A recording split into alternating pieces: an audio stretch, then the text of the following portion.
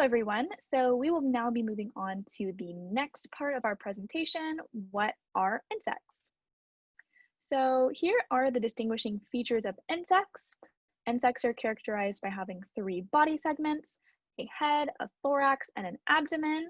So here is the head, here's the thorax, and here is the abdomen down here.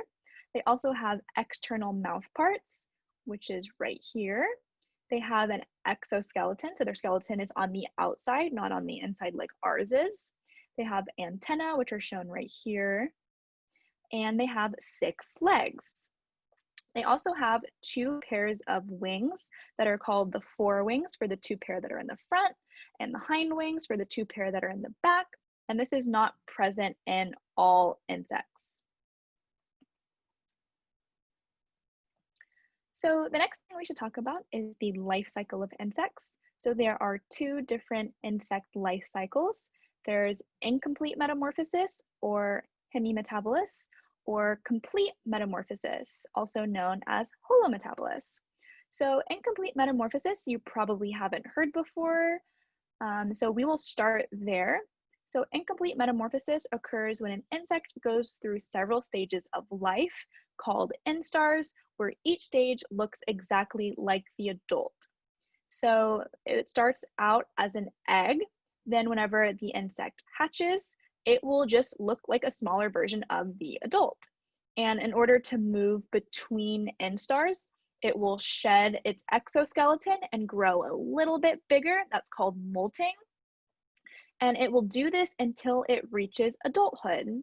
And that is typically marked by the presence of fully developed wings.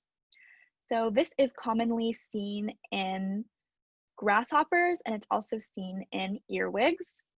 The other type of life cycle is called complete metamorphosis, which you've probably heard of before. And this occurs when an insect has separate life stages that are all specialized for a particular task. And the stages are egg, larvae, pupae, and adult. And so each stage is specialized for one particular task. So the larvae is specialized for eating, and the adult is specialized for reproduction. And this is in order to prevent competition between the juveniles and the adults, which is pretty smart. And this type of life cycle is seen in butterflies, and it's also seen in bees, and it's seen in multiple other types of insects. So what organisms are not insects? So the term insect is often applied to many arthropods that are not actually insects. So here are some examples. So spiders are not insects, they are arachnids. Scorpions are also arachnids. Pill bugs, some people call them roly-poly, some people call them woodlice. They are actually isopods. There's millipedes and centipedes, and ticks, which ticks are also arachnids. So you should be familiar with these arthropods as you may encounter them, but just make a mental note that these are not insects. So for this exercise, I'm going to ask you to look at this following list of organisms. So the ladybug, wasp, scorpion, and earwig. And I want you to go to Google Images and find a picture of each of the following insects and use it to determine if it is an insect or not. So try to look at the major features that I told you an insect has. So things like three body segments, 6 legs, antennae, wings, and try to decide if these are insects or not.